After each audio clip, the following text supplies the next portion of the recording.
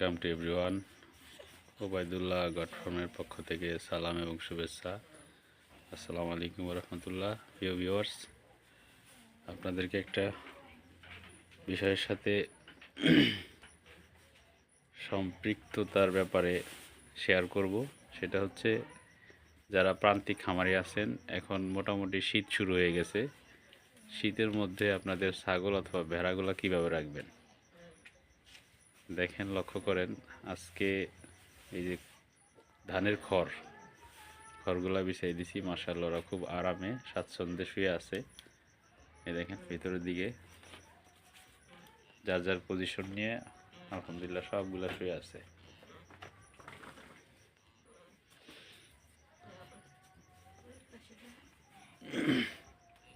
এই যে আরো কিছু মাশাআল্লাহ বাচ্চা মা সহকারে বাচ্চাগুলা শুয়ে আছে। এই আমার ভেড়াগুলো তখন শুয়েছিল, কিন্তু আমার উপস্থিতিতে ওরা উঠে গেছে। এই দেখেন খুব স্বাচ্ছন্দ্যে আলহামদুলিল্লাহ। তো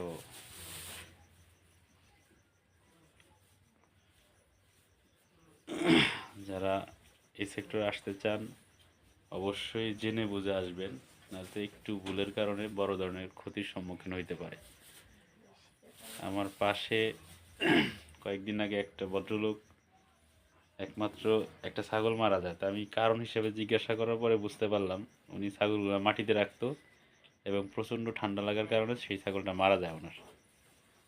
তো আলহামদুলিল্লাহ মাশাআল্লাহ এখনও আমার ছাগলগুলো সুস্থ আছে। এই যে দেখেন কয়েকদিন আগে বাচ্চা দিছে, বাচ্চাগুলা মাশাআল্লাহ খুব সুন্দর, গুড লুকিং।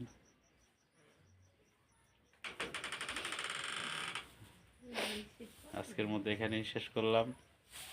আমার চ্যানেলের সাথে থাকবেন, চ্যানেল সাবস্ক্রাইব করবেন। আল্লাহ হাফেজ, সবাই ভালো থাকবেন।